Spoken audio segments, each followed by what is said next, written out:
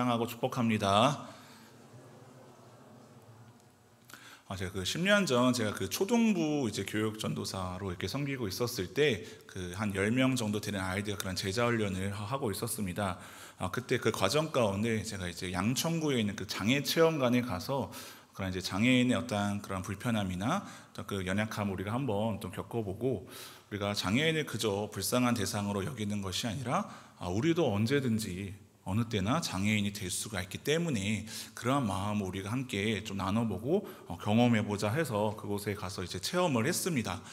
이제 휠체어 체험을 또 하면서도 어떤 지체 장애인들의 어떤 그런 불편함을 느껴보도록 이제 그런 미션들을 줬거든요. 이제 물론 2인 1조로 이제 안전한 어떠한 선생님들의 지도하에 이제 휠체어를 타고 가서 맥도날드에서 햄버거 사 먹기, 또 그리고 2인 1조가 되어가지고 또 시각장애 체험을 하기 위해서 안대를 쓰고 어디 슈퍼에 가서 마트에 가서 물건을 사오는 것, 이러한 이제 다양한 어떤 그런 장애 체험을 하고 나서 그 뒤에 이제 마지막 있었던 어떤 프로그램은 아니었는데 제가 하나를 더 제안을 했거든요. 야, 우리가 말을 하지 않아서 이렇게 조금 언어를 좀 잘 어려워하는 그런 사람들의 마음을 한번 느껴보자. 그래서 침묵 이러한 체험을 한번 했거든요. 그거는 이제 그때 아이들이 좀 말이 많아가지고 그래서 너무 시끄러워서 한번 이 체험을 우리가 한번 좀 해보자. 그 모든 체험들을 다 하고 나서 아이들한테 물어봤습니다. 만약에 하나님께서 우리가 눈에 보는 것, 듣는 것, 말하는 것, 걷는 것, 이런 불편한 가운데 우리가 만약에 하나를 선택해야 된다면 너희는 무엇을 선택하겠니? 라고 이렇게 물어봤거든요. 저는 무엇을 선택하냐면, 저는 만약에 제가 장애를 갖게 된다면 저는 시각장애를 나는 택하겠다, 그런 이야기를 했거든요. 알만한 분들은 아시겠죠. 저는 말을 못하고는 못 삽니다. 이렇게 말이 많았기 때문에. 근데 대부분의 아이들도 그게 답답했는지 마지막에 한 침묵, 말하는 것은 자기들도 선택을 못하겠다라는 거예요. 오히려 아이들한테는 재밌었거든요. 이런 휠체어 체험이라든지 이렇게 안대를 쓰고 시각장애 체험을 하는 것이 각각의 이렇게 특징은 있거든요. 물론 지체장애도 물론 힘들고 시각장애도 힘들지만 조력자가 있기 때문에 어느 정도의 그 불편함을 해소할 수 있지만, 말을 못하게 되면은 사람의 어떤 급한 성미가 있는 사람들은 굉장히 답답해하고 굉장히 그 마음 가운데 조급한 그러한 마음이 생길 염려가 아주 많죠.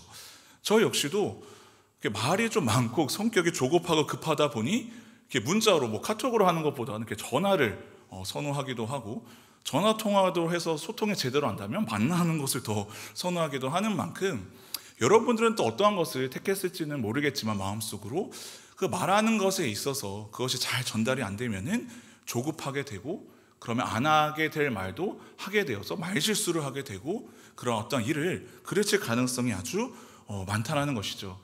우리가 보아야 될 것을 빨리 보지 않아서, 우리가 가야 될 곳을 빨리 가지 않아서는 그러한 일들이 잘 생기지 않는 것처럼, 우리가 말을 하는 데 있어서 어떠한 조급함은 우리에게는 지양해야 될 그러한 모습이 아닌가 생각을 해보게 됩니다. 때로는 우리가 믿음 생활을 하는 데 있어서도 이러한 조급함이 단순히 어떠한 인간의 실수가 아닌 우리의 그 삶을 바꾸게 되고, 우리가 예상치 못한 어려움을 우리가 맞닿을 수 있습니다. 오늘 우리가 읽은 이 창세기의 그 말씀은요, 그 주제가 시작을 다루고 있습니다. 하나님께서 이 세상을 지으시고 인류의 시작을 나타내는 그러한 메시지가 나와 있기도 하고요. 하나님께서 이 세상을 선하게 지으셨지만 인류가 범죄하여 타락하여서 그 인류를 구원해 내시기 위해서 한 사람을 택하시고 한 민족을 이루어 가시는 그러한 또 민족의 시작의 이야기가 이 창세기에서는 나오고 있습니다. 우리가 잘 알고 있는 것처럼 믿음의 조상이라고 불리는 그 아브라함, 하나님께서 창세기 12장에 이 아브라함을 택하시고 그 한 사람을 통하여서 민족을 택하셔서 이 민족을 통하여서 인류를 구원하실 역사의 시작의 이야기가 바로 창세기 12장에서부터 나타나게 됩니다. 그때 하나님께서 아브라함이라는 한 사람을 부르십니다. 내가 너를 통하여서 많은 민족을 이루겠다. 너를 통하여서 너는 복이 될지라. 그렇게 하나님께서 그 아브라함 한 사람을 택하셔서 내가 너에게 지시할 땅으로 가라고 그렇게 말씀하셨습니다. 그래서 창세기 12장 4절에 이렇게 나와 있습니다. 이에 아브라함이 여호와의 말씀을 따라갔고, 무엇을 따라갔습니까? 여호와의 말씀을 따라갔습니다. 그리고 조카 롯도 그와 함께 갔으며 아브라함이 하란을 떠날 때에 75세였더라. 하나님의 부르심을 받았던 이 나이를 여러분들이 잠깐 기억하시길 바랍니다. 75세에 하나님께서 아브라함을 부르십니다. 그래서 이제 하나님께서 약속의 말씀 어떻게 보면 주신 것이죠. 이때 당시에 그 아브라함은요, 자녀가 없었거든요. 75세에도. 그런데 하나님께서 너가 많은 자녀를 낳을 뿐만이 아니라 많은 민족을 이루겠다고 말씀하셨습니다. 그러면은 곧 그 하나님의 말씀이, 언약의 그 말씀이 이제 곧 성취되어야 할 것 같지만 창세기 16장 우리가 읽은 말씀에선 아직도 하나님께서 아브라함과 그 가정에게 자녀를 허락하지 않은 모습을 우리가 볼 수 있었습니다. 16장 2절에 상반절이 이렇게 나와 있습니다. 아브라함의 아내가 바로 사레입니다. 사레가 아브라함에게 이르되 여호와께서 내 출산을 허락하지 아니하셨으니, 하나님께서 분명히 많은 민족을 이루겠다라는 약속의 말씀을 아브라함에게 주셨음에도 불구하고 사레는 그렇게 단정지어서 이야기를 하는 것이죠. 하나님께서 나의 출산과 나의 임신을 허락하지 않았다. 이것은 잘못된 진단이고 잘못된 판단인 것이죠. 하나님께서는 출산을 허락하지 않으신 적이 없으십니다. 근데 왜 사레는 이러한 말을 했을까요? 왜냐하면 여전히 아이가 없었기 때문입니다. 눈에 보이는 결과가 없었기 때문이죠. 그래서 사레는 대안을 제시를 합니다. 16장 2절 하반절에 이렇게 나와 있습니다. 주님께서 나에게 아이를 가지지 못하게 하시니 당신은, 남편 아브라함에게 하는 말입니다, 나의 여종과 동침하십시오. 그 여종 하갈의 몸을 빌려서 집안의 대를 이어갈 수 있기를 바랍니다. 이때 당시에는 그런 어떤 첩의 그런 문화가 있었죠. 오늘날 우리들에게는 그것이 일상적인 모습은 아니지만 당시 그 사라에게는 수많은 그런 여종들이 있었습니다. 자신의 소유였고요. 그 본처가 그 아이를 낳지 못하자 그 여종 하갈을 통해서 대를 이을 수 있도록 자녀를 낳으라고 그렇게 아브라함에게 대안을 제시한 것이죠. 이때 당시의 풍습으로는 그것이 그렇게 나쁜 것도 아니었고요. 어떻게 보면 인간적인 선택의 방법으로 좋은 대안이 될 수도 있었습니다. 자신의 손으로 일을 해결하라고 했던 그 사례의 그 대안에 아브라함은 여러분 어떻게 반응합니까? 16절 끝절에 이렇게 나와 있습니다. 아브라함이 누구의 말을 들으니라? 사례의 말을 들으니라. 이때 당시에도 아내의 말을 잘 들어야 된다는 그런 교훈이 있었는지는 모르겠지만 아담과 하와에서도 그 하와의 말을 듣고 선악과를 따먹은 것처럼 분명히 하나님의 말씀을 따라서 나아갔던 그 아브라함이었는데 지금 자녀가 없는 그 이유만으로 아내 사례의 말을 들었던 것이죠. 그런데 이것은 여호와 하나님의 뜻은 아니었습니다. 하나님께서는 분명히 사례를 통하여 너에게 자녀를 허락하겠다라고 주님께서 분명히 약속하셨기 때문이죠. 창세기 16장 3절에 이렇게 나와 있습니다. 그들이 조급했던 이유가 분명하게 나옵니다. 아브라함의 아내 사레가 그 여종 애굽 사람 하갈을 데려다가 그 남편 아브라함에게 첩으로 준 때는 아브라함이 가나안 땅에 거주한 지 10년 후였더라.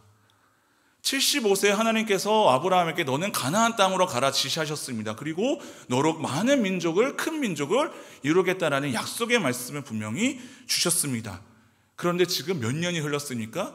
그 땅에 거주한 지 10년이 흘렀습니다. 자녀를 주겠다라는 그 하나님의 약속을 받고 10년이나 우리 인간의 관점에서는 오랜 세월 기다렸다라는 것이죠. 그들에게는 어떻게 보면은 조급한 것이 당연했습니다. 하나님의 말씀을 이루기 위해서 우리가 그냥 가만히 있어서는 되겠는가? 그때 당시 인간적인 어떠한 차선책으로서 그 여종 하갈을 통해 아이를 낳게 했던 것이죠. 하나님이 자신의 삶에서 일하시게 하시려는 아브람과 사라의 믿음을 가로막는 가장 큰 장애물은 여러분 무엇이었습니까? 그들은 믿음이 있었던 분명한 사람이었습니다. 그런데 시간이었습니다. 시간. 인간에게 있어서 그 하나님의 말씀을 성취되도록 기다리는 그 10년의 시간이 그들에게는 그 믿음의 장애물을 가로막는 가장 큰 방해 요소였던 것이었죠. 그래서 하나님께 무언가를 구하고 기다려야 할 그때에도 그들은 자신의 힘으로, 자신의 손으로 하나님의 계획에 간섭했던 것이죠. 그래서 창세기 16장 4절에 자신들의 어떤 계획과 그 대안이 이루어진 것처럼 보입니다. 아브라함이 하갈과 동침하였더니 하갈이 어떻게 됐습니까? 임신하였다. 믿음이 연약한 사람들은 우리가 이러한 일을 처리했더니, 물론 기도를 나름대로 했겠죠. 하나님 우리에게 자녀를 주십시오. 그런데 10년이나 기도했지만 이루어지지 않자 그 여종 하갈을 통해 지금 동침하였더니 바로 임신하게 됩니다. 사람들은 생각하겠죠. 이것이 하나님의 뜻이 아닌가. 우리에게 지금 자녀를 주셨으니. 그 하갈이 낳았지만 그 아이는 이때 당시에 그 여종의 그 주인이었던 사레의 아들이었습니다. 무언가 바로 이룬 것처럼 보였습니다. 그러나 이것은 하나님의 최선의 방법은 아니었던 것이죠. 인간의 차선책이 이 최선의 적이 되었던 것입니다. 무엇이 최선입니까? 하나님의 방법, 하나님의 계획, 하나님의 때가 최선이었지만 조급했던 이 두 사람은요, 인간의 차선책을 택했던 것이죠. 나름대로 합당한 이유는 있습니다. 10년 동안 기다린 것은 충분히 그들에게도 인내의 시간이었습니다. 그리고 이미 그 나이가 85세가 되어서 아이를 낳을 수 있는 희망이 조금도 보이지 않았던 그 상황. 하나님의 약속을 받았지만 이루어지지 않은 상황 가운데 눈에 보이는 그 여종 하갈을 통해서 자녀를 낳은 것이 잘못되었다고 누가 그렇게 말을 할 수 있겠습니까? 또 기도하는 중에 이것은 하나님의 방법이 아닌가라고 그들 나름대로 아마 판단을 내려서 아브라함도 사라의 말을 들었던 것 같습니다. 아브라함의 단순한 동의는요 당시 사회에 용인된 일이었고 충분히 모두가 이해할 만한 상황이었습니다. 그래서 그 태어난 아들은 이제 이스마엘이라는 그러한 이름을 갖게 됩니다. 해결된 것처럼 보이는 그 상황 속에서요, 이제는 그런 하나님의 어떠한 놀라운 약속의 성취가 이루어져야 하지만 바로 결론이 어떻게 나오는가? 5절, 6절에 이렇게 나와 있습니다. 함께 우리가 한 목소리로 읽도록 하겠습니다. 시작.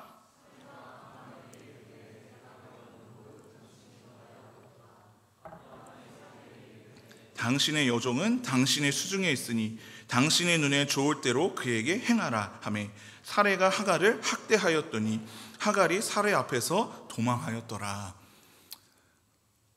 그동안 원했던 그 이스마엘, 그 아들을 낳았습니다. 그런데 그 결과가 여러분 무엇입니까? 한마디로 가정 파탄입니다. 부부싸움을 하고 있고요, 부부간의 갈등 간에 서로가 책임을 회피하는 것이죠. 그리고 그 하갈은 학대를 당합니다. 왜냐하면 이제 하갈이 임신을 했을 때 첩이었음에도 불구하고 아이를 낳지 못한 그 사례를 멸시하였거든요. 그거에 대해서 아브라함 남편에게 이야기를 하자 그 말을 들어주지도 않고, 당신의 여종 아닙니까? 당신이 해결하라. 남편의 책임을 회피하는 것이죠. 그래서 그 나름 또 사례가 해결을 한 것이 무엇입니까? 하갈을 학대합니다. 가정폭력을 행사한 것이죠, 그 여종에게요. 그래서 그 결국 여종 그 하갈은 도망하였더라. 결론이 어떻게 됩니까? 잘 이루어진 것처럼 보였지만 예상치 못한 심각한 갈등과 아픔의 자리에 이들이 이르게 된 것이죠. 자신들이 아마 지혜롭다고 자신들의 그 생각이 뛰어났다라고 생각했는지는 모릅니다. 하나님이 기뻐하시는 방법이 아니라면요, 그 방법은 여러분 최선의 방법이 아니거든요. 믿음 생활에 있어서는요, 여러분 우리에게 차선책은 없습니다. 3순위 4순위는 의미가 없습니다. 언제나 하나님의 뜻대로 행하는 것이, 그것이 바로 최선의 믿음의 우리의 행위가 되어야 하는 것이죠. 차선책은 결국 사람에게도요, 이 최선의 결과를 가져오지 못하고 오히려 최악의 결과를 가져온 것을 우리가 볼 수 있습니다. 그 뒤에 이제 시간이 13년이나 흐르게 됩니다. 우리가 읽지는 않았지만 창세기 17장에 가면요, 하나님께서 다시 아브라함을 부르십니다. 17장에서 이렇게 나와 있습니다. 아브라함이 99세 때에 여호와께서 아브라함에게 나타나서 그에게 이르시되 나는 전능한 하나님이라 너는 내 앞에서 행하여 완전하라. 이제 여러분 말씀 몇 번 정도 들었으면 이제 좀 우리가 예측을 할 수 있어야 되는데, 지금 하나님께서 말씀하십니다. 너에게 지금 약속의 자녀 아들을 주겠다라고 말씀하신 것이 아니라 가장 먼저 무엇을 지금 표현하십니까? 하나님 자신의 정체성을 드러내십니다. 성경에서는 계속해서 반복되는 패턴이 있거든요. 하나님의 그 일하시는 방식은요, 되게 복잡한 것 같고 되게 어려운 것 같지만 늘 항상 이와 같은 방식입니다. 항상 하나님 자신이 누구신지, 예수 그리스도가 어떠한 분이신지 항상 그분의 정체성을 사람들에게 드러내어 보이십니다. 선지자들을 통하여서, 또한 그러한 예언자들을 통하여서 약속의 말씀을 주시고, 사도들을 통해, 제자들을 통해 언제나 예수 그리스도가 누구신지 우리도 항상 말씀을 볼 때 하나님이 누구신지를 하나님께서는 먼저 우리에게 깨닫게 하십니다. 그리고 나서 우리의 정체성을 일깨워 주시죠. 우리가 해야 될 일에 대해서 주님께서는 말씀하시는 것처럼 지금 하나님 아버지께서 자기 자신을 드러내는 데 있어서 무엇이라고 표현합니까? 전능하신 하나님, 전능하신 하나님. 이 말씀의 이 표현은요, 우리는 늘 익숙하죠. 뭐 전능하신 하나님에 대한 어떤 찬양도 있고, 엘로힘 청년보다 엘로힘도 전능하신 하나님이라는 뜻이 있는 것처럼 우리에게는 익숙한 표현이지만, 이때 당시에 구약 성경에서는 처음으로 등장한 표현이 바로 전능하신 하나님입니다. 이때야 비로소 하나님께서 말씀하시는 것이죠. 왜 그렇게 말씀하셨습니까? 여전히 약속의 말씀을 하나님께서 반복하여 말씀하셨음에도 불구하고 여전히 이 아브라함과 사레는 조급했었거든요. 그러면서 다시 한번 이 아브라함과 사레의 이름을 바꾸어 주십니다. 시몬의 이름을 베드로로 바꾸신 것처럼 아브라함은 아브라함으로, 사레는 사라로, 너희가 앞으로 민족의 아버지, 어머니가 될 것이다. 열국의 아비, 어미의 뜻을 가지고 있는 그 이름으로 주님께서 바꾸시거든요. 그런데 여러분, 지금 이들이 자녀를 얻었을까 안 얻었습니까? 이스마엘을 자신들의 힘으로 얻었지만 아직 하나님의 약속의 자녀를 얻지는 못했습니다. 그리고 나서 다시 한번 하나님께서 약속의 말씀을 주시죠. 너희가 너희로 큰 민족을 이루게 하겠다. 이미 창세기 12장 또 15장에 보면 계속해서 주님께서 반복하여 말씀하시거든요. 이 정도 됐으면 여러분 어떻게 해야 됩니까? 이제 순종해야죠. 들어야죠. 그런데 17장 그 말씀에 17절 이렇게 아브라함이 반응합니다. 아브라함이 엎드려 웃으며 마음속으로 이르되 100세 된 사람이 어찌 자식을 낳을까? 사라는 90세니 어찌 출산하리요? 하고, 어떠한 반응입니까? 하나님의 말씀을 비웃는 거예요. 하나님, 그게 가당키나 합니까? 지금 제가 100세고 아내가 90세예요. 무슨 자녀를 낳을 수 있겠습니까? 나는 전능한 하나님이라고 주님께서 분명히 말씀하시고, 너희는 아브라함과 사라가 되어서 민족의 아버지 어머니가 될 것이라고 주님께서 말씀하셨지만 하나님의 그 말씀을 지금 비웃는 것이죠.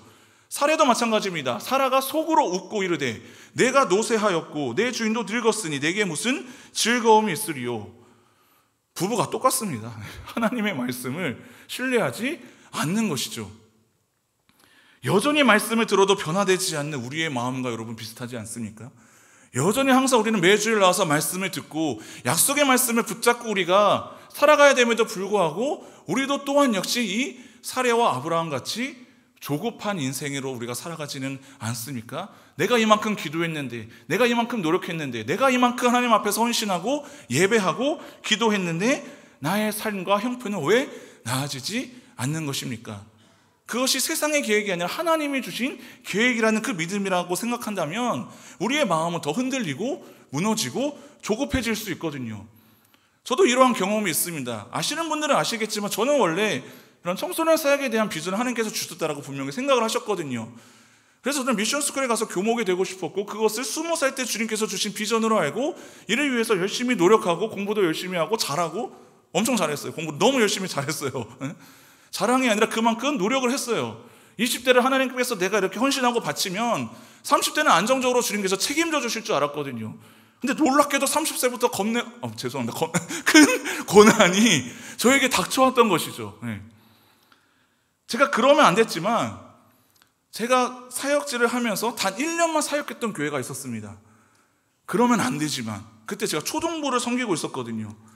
그 전까지는 초등부를 무려 5년 동안 하고 유치부를 3년 동안 했습니다. 저는 나름대로 경험과 스펙이 중요했거든요. 왜냐하면 중고등부 학교로 미션스쿨에 종교교사로 가고 교목으로 가려면 교회에서 청소년 사역의 경험이 그래도 있어야지 뭔가 명함을 내밀고 말할 수 있는 근거가 필요했거든요. 근데 그때 당시 사역지를 옮길 때에도 항상 청소년 사역을 하고 싶어서, 근데 나이가 어리다고 안 시켜주고 경험이 없다고 안 시켜주고, 그럼 경험을 어디서 썼습니까? 교회를 주시지 않는 것이죠. 근데 그 교회 갔을 때에 중등부를 맡은 것으로 알고 갔지만 또 여전히 초등부를 저한테 맡겨주는 거예요. 그리고 그 교회 오래 있어도 저에게는 중등부, 고등부를 맡을 수 있는 기회가 안 보였었거든요. 그래서 저는 생각을 했죠. 교회를 옮겨야겠다. 그러면 안 되지만 1년 만에 그만뒀으면 제가 그 옮기려는 마음을 언제 품었을까요? 사역 시작하고 나서 얼마 되지 않아서 석 달이나 4달. 그래서 아직까지 저는 그 교회 선생님과 아이들한테 항상 미안한 마음을 아직도 갖고 있습니다. 그래서 제가 택한 방식은 사례가 택한 방식이었습니다. 그래, 신학대학원을 졸업은 했지만 다시 한번 학예 과정을 밟자, 교육학 석사 과정을 진학을 했습니다. 전임 사역자였기 때문에 그 명분으로 사회미사를 밝히려고요. 그리고 교회가 약속을 지키지 않았으니 나는 다시 중등부와 고등부를 할 수 있는 교회로 가겠습니다라고 인간적인 생각으로는 사실은 틀린 것이 없었죠. 그럴만 했었죠. 나는 이제 준비해야 되는 그 과정 가운데 나름 8년이나 기다렸는데, 물론 감사함으로 유치부 사역을 감당하고 유년부 초등부 사역을 감당했는데, 이것은 교회가 약속을 어긴 것이니 나는 나름대로 중등부와 고등부를 경험할 수 있는 교회로 가겠노라. 저의 조급함이었죠. 단 한 번도 저는요 그 선택을 후회해봤던 적, 물론 미안한 마음은 있었지만 후회해본 적은 없었거든요. 왜냐하면 그 이후에 교회 가서 청소년 사역을 나름대로 열심히 했고 잘했다라고 생각을 했고 많은 경험을 쌓게 되었거든요. 그런데 여러분, 결과가 무엇입니까? 제가 여기 있습니까? 여기 있죠. 여기 있죠. 제가 원하는 길로 하나님께서 인도하지 않으시더라고요. 그때 제가 그 조급함에 단 한 번도 후회해 본 적은 없었지만 이번 주에 그런 생각이 들더라고요. 이 말씀을 준비하면서 물론 그 교회가 좀 힘든 것이 있었고 아쉬웠지만 내가 조금 더 있었어야 되지 않았을까. 내가 원하는 어떤 부서 사역은 아니었지만 그때 그 교회는 사실 어려운 점도 있었거든요. 좀 불합리한 것도 있었고 부당한 것도 있었고 한데 하나님께서 그런 마음을 문득 주시더라고요. 제가 거기서 조금 더 연단을 내가지고 모자란 성품이 다듬어졌다면, 더 많이 그때 제가 훈련을 잘 받았더라면 지금도 청년부 사역도 잘했을 텐데, 그때 연약한 모난 성품이 더 다듬어졌다면, 위기 질서가 굉장히 또 엄한 그러한 교회였거든요. 이해되지 않는 그런 아픔과 고난도 많았었거든요. 근데 하나님께서 문득 그런 마음을 주시더라고요. 너 왜 그때 조급하게 그랬냐? 좀 기다리지. 물론 하나님께서는요 저의 잘못된 선택도 선용하십니다. 그 이스마엘을 낳았을 때 하나님께서 그 이스마엘을 책임져 주십니다. 오히려 그 하갈을 위로하고 축복하시거든요. 16장 말씀을 보면요, 그에게도 많은 민족을 이룰 것이다. 설사 우리 인간들이요 잘못된 선택을 하더라도 하나님께서는 그것을 내치시거나 끊어내시는 것이 아니라 선용하십니다. 그것을 우리는 하나님의 섭리라고 합니다. 그렇다고 해서 우리가 날마다 우리의 어떤 의식대로, 우리의 생각대로, 우리의 의지와 계획대로 행동해서는 안 된다는 것을 우리는 이 아브라함의 말씀을 통해 우리는 깨달아야 합니다. 여러분, 순종은요 100% 의심 없이 우리가 행할 수 있는 것이 아니라 때로는 의심이 되고 때로는 두려워도 그저 믿음으로 한 걸음 나아가는 것이 바로 순종이고 믿음입니다. 히브리서 11장 8절에 이렇게 나와 있습니다. 믿음으로 아브라함은 부르심을 받았을 때에 순종하여 장래의 유업으로 받을 땅에 나아갈세. 어떻게 나아갔습니까? 갈 바를 알지 못하고 나아갔으며. 자신의 그러한 가족들을 떠나서 이때 당시에 갈 바를 알지 못하는데 가나안 땅 그냥 이름만 들은 거예요. 보장된 게 아무것도 없습니다. 그런데 그는 순종으로 나아간 것이죠. 누가 불렀기 때문에요? 하나님께서 부르셨으니. 하나님께서 아브라함과 사라를 돌보신 방식은요 그렇다고 그냥 무조건 방치해서 마냥 기다리라고 하지 않으셨습니다. 믿음은요 여러분 덮어놓고 그냥 무조건 믿어, 그런 건 여러분 없습니다. 무조건적인 구원은 있어도요 무조건적인 믿음의 모습은 여러분 우리가 조심하고 피해야 됩니다. 그게 무슨 말입니까? 하나님은 우리를 조건적으로 우리를 구원하신 것이 아니라 무조건적인 은혜로 구원하셨습니다. 그러나 그 구원받은 우리의 믿음의 태도는요 반드시 근거가 있어야 된다는 것이죠. 그 근거가 무엇이어야 합니까? 바로 하나님의 말씀입니다. 창세기 21장 1, 2절에 여러분 이렇게 나와 있는데 우리가 함께 선포하며 함께 말씀을 봉독하겠습니다. 시작. 여호와께서 말씀하신 대로 사라를 돌보셨고 여호와께서 말씀하신 대로 사라에게 행하셨으므로 사라가 임신하고 하나님이 말씀하신 시기가 되어 노년의 아브라함에게 아들을 낳으니. 잠시 말씀을 띄워주시겠어요? 어떻게 하셨습니까? 하나님께서 사라를 말씀하신 대로 돌보셨고 또 여호와께서 말씀하신 대로 사라에게 행하셨으므로. 이게 자연스러운 표현은 여러분 아닙니다. 문법적으로 언어적으로요. 말씀하신 대로 그리고 결국에는 하나님이 말씀하신 시기가 되어 아브라함에게 아들을 낳게 했습니다. 아멘. 하나님의 돌보시는 방식은요 그분의 말씀입니다. 아브라함과 사라는요 하나님의 그 약속에 대한 의심과 걱정, 조급함, 두려움 때문에 무엇을 잃어버렸습니까? 결국 아들은 낳았지만 그들은 조급함에 살아갔어요. 평안을 상실했죠. 75세 하나님의 약속의 말씀을 분명히 받았지만 100세가 되어 그 아들 이삭을 낳을 때까지 그들은 언제나 조급함이었습니다. 불안함이었습니다. 아들을 얻었지만요. 물론 기쁨의 아들을 나중에 얻게 되지만 25년 동안 그렇게 평안을 잃어버리고 살아갈 수 없음에도 불구하고 하나님의 약속의 말씀을 붙잡지 않았기 때문에. 그래서 우리는 어떡합니까? 우리도 조급함이 있을 수 있죠. 그 조급하고 괴로운 그 마음이 평안을 얻는 길은요, 하나님의 약속의 말씀에 집중하는 것입니다. 제가 항상 중등부 고등 시간에 항상 그런 기도보다는 이러한 기도를 하라 항상 이야기를 합니다. 100% 기도 응답받는 비결 있습니다. 이것만 잘 들으세요. 졸지 마시고. 100% 기도를 응답받는 비결이 있습니다. 제가 항상 아이들한테 말하거든요. 결과를 놓고 기도하지 마라. 시험 잘 보게 해주세요. 물론 잘못된 기도는 아니에요. 어디 합격하게 해주세요. 어디 들어가게 해주세요. 항상 인간은요, 결과가 보이지 않으면 초조하고 급해지기 마련이거든요. 그러면서 그 결과가 이루어지지 않았을 때 우리는 하나님 앞에 말하죠. 왜 내 기도를 이루어지지 않으십니까? 그게 하나님의 뜻이 아닐 수도 있는데요. 그게 하나님의 때가 아닐 수도 있는데요. 그럼 어떻게 여러분 기도해야 됩니까? 그러면서 기도를 다시 못하게 돼요. 우리가 복음을 전하는 구원의 대상자를 관해서 여러분 우리가 그렇게 기도할 때 그냥 무조건 교회에 나오게 해주세요. 그렇게 기도하면 안 돼요. 지금부터 방법을 알려드리겠습니다. 결과를 놓고 기도하는 것이 아니라 우리는 조급함이 아닌 갈급한 심정으로 과정을 놓고 기도를 해야 됩니다. 무슨 말입니까? 시험을 잘 보게 해달라는 그 기도 이전에 오늘 하루 제가 공부의 자리에 나아갑니다. 주님, 저에게 공부할 체력을 더하여 주시고 지혜를 더하여 주시고 방해 요소를 주님께서 걷어내어 주시고 공부할 때에 지혜를 더하여 주시어서 제가 오늘 계획한 그 공부를 잘 달성할 수 있도록 도와주시옵소서. 이렇게 여러분 매일 기도하면요, 주님이 반드시 이루어 주십니다. 저는 아이들한테 말하죠. 합격 여부와 너희가 시험 잘 보는 여부는 주님의 뜻에 달려있는 것이 아니라 너희가 얼마큼 공부했는지에 달려있다. 세상 사람들은 그만큼 다 동일한 노력은 한다. 그러한 기도와 마찬가지거든요. 하나님, 저 복권 당첨되게 해주세요. 내가 노력한 것보다 더 좋은 것의 열매를 제가 구하지 말라고 합니다. 물론 하나님의 은혜를 우리가 구할 수는 있죠. 잘못된 것은 아니라고 제가 했습니다. 당연히 시험 당일, 수능 당일, 중요한 어떤 면접 당일 하나님께서 나에게 평안함을 주시고 그것은 바른 기도죠. 그런데 그 기도가 하루하루 모이면요, 어떻게 되겠습니까? 합격하는 거예요, 여러분. 원하는 걸 얻는 거예요. 여러분의 노력이 여러분 부족하다라고 말하는 게 아닙니다. 오해하지 마십시오. 내가 구원의 대상자, 새생명 작정자가 있습니다. 하나님의 때 주님께서는 반드시 구원하십니다. 그런데 우리들에겐 조급함이 있을 수 있죠. 내가 아무리 화려한 말로 복음을 전하고 돈으로 그들을 꼬시든지 맛있는 걸 사주든지 안 올 수 있습니다. 근데 어떻게 기도해야 되는가? 하나님, 제가 오늘 이 사람에게 복음을 전합니다. 담대히 하나님의 말씀을 잘 전하게 해 주시옵소서. 하나님, 내가 예수 믿는 사람으로 이에게 복음을 전하고 싶은데 혹시라도 내가 예수님 닮지 않은 그 모습이 그들에게 비춰질까 봐 두렵습니다. 제가 날마다 예수 닮은 모습을 그들에게 비춰서 그들의 마음이 조금씩 변하게 하여 주시옵소서. 그러면 주님께서 나와 동행하시기 때문에요, 그 기도는 주님께서 반드시 이루어 주시고 나와 함께 하신다는 주님의 그 역사가 우리 안에 발견할 수 있다라는 것이죠.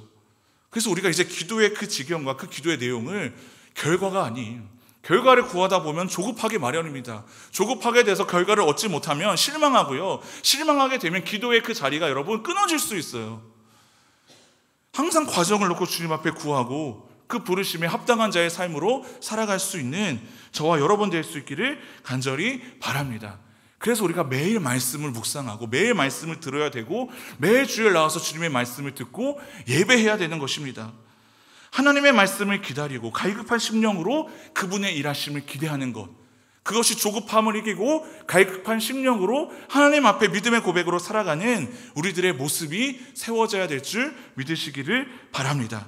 그래서 우리는 우리의 한계를 바라보면서 조급함이 나의 방법으로, 나의 차선책으로 하나님의 최선의 일하시는 방식을 가로막는 일이 없기를 바랍니다.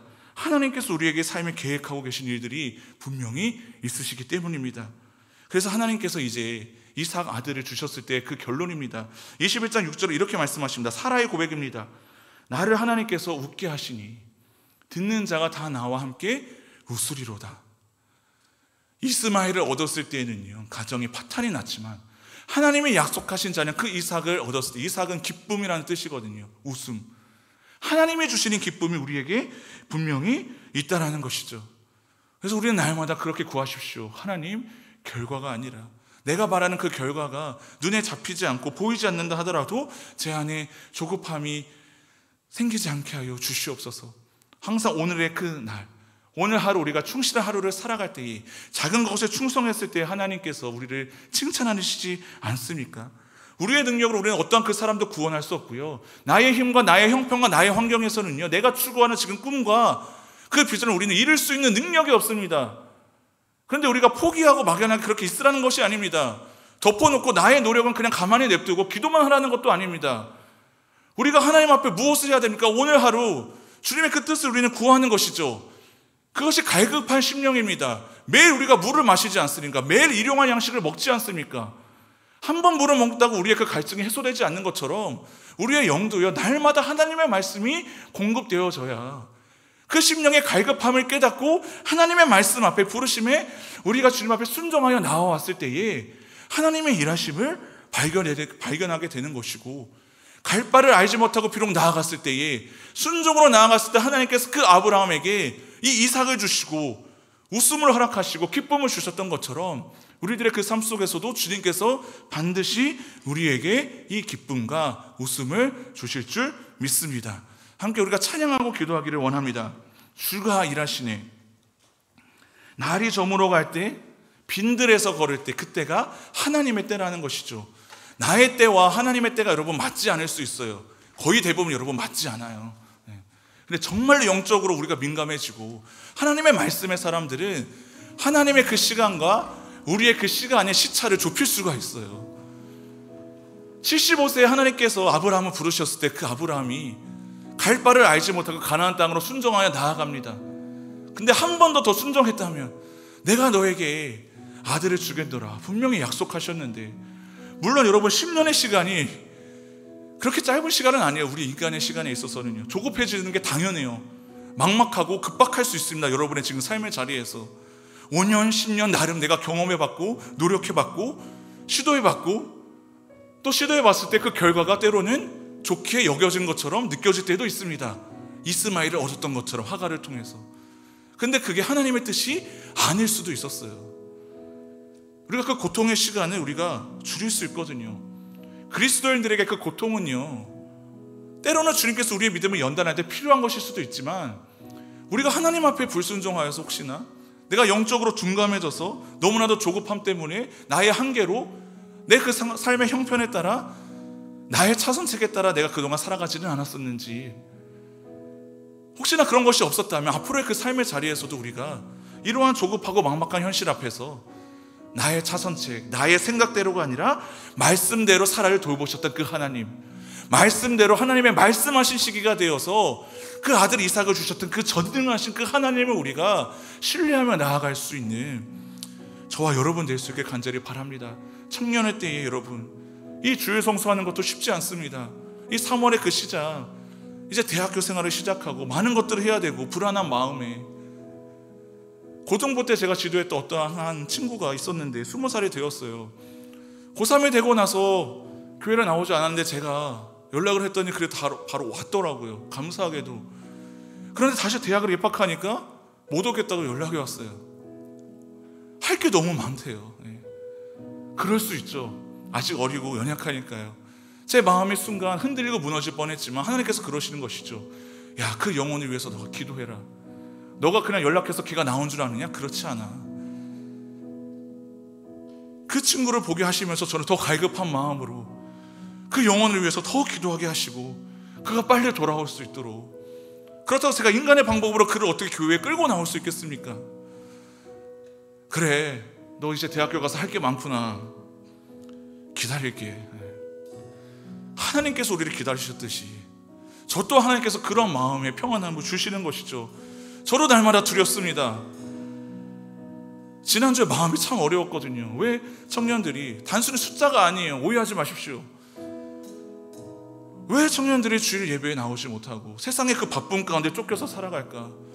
내가 어떻게 하나님의 말씀을 더 잘 전해야 될까? 어떻게 리더들을 더 잘 세워서, 어떻게 더 기도를 더 많이 해서 이들을 주님 앞으로 나오게 할까? 순간 저도 조급한 마음에 저희 그 불편한 마음이 비춰지는 것이죠. 사람들한테 다시 또 회개하게 하시는 것이죠. 지난 금요일에 기도를 하는데, 찬양을 하는데 두려워 말라는 어떤 그 찬양을 하는데 하나님께서 눈물을 흘리시게 하는 것이죠. 야, 너가 하지 않는데 뭐가 두려워서, 뭐가 조급해서, 내가 그 영혼 책임지겠다고 하는데 너는 그저 기도하고 그 영혼들을 위해서 하나님의 말씀을, 약속의 말씀, 그 말씀만 제대로 전해라. 하나님의 때에 반드시 구원하실 그 영혼들, 저 역시도 주님의 일을 한다라고는 하지만 하나님의 그 방식이 아니라 저의 방식대로 하게 된다면 그 조급함에 제 믿음이 흔들리고 무너지게 되는 것을 하나님께서 보게 하시더라고요. 우리가 흔들리지 않기를 간절히 바랍니다. 아멘입니까? 주님께서 일하십니다. 우리의 삶의 주인은 하나님이시기 때문에, 그냥 하나님도 아니고 전능하신 하나님이기 때문에 여러분들이 구하고 바라는 그 비전 지금 이루어지지 않는다라고 하나님의 때에 반드시 이루시고 우리 원하고 계획한 것보다 더 좋은 길로 주님께서 인도하실 줄 우리는 믿습니다. 아멘입니까? 이 시간 함께 찬양하고 기도하겠습니다.